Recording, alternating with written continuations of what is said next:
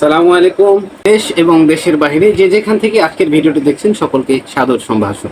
আজকে কথা বলবো মাদক নিয়ন্ত্রণ নিয়ে। বাংলাদেশ পুলিশ প্রশাসন এবং ইওনো মহোদয় সহ বিভিন্ন বাজার কমিটিতে গিয়ে মাদক বিরোধী মিটিং করা হচ্ছে। আমি আপনাদের প্রতি শ্রদ্ধা রেখে বলতেছি, এভাবে বাজার কমিটিতে গিয়ে মাদক বিরোধী মিটিং করলে কি মাদক আসলেই নিয়ন্ত্রণ হবে?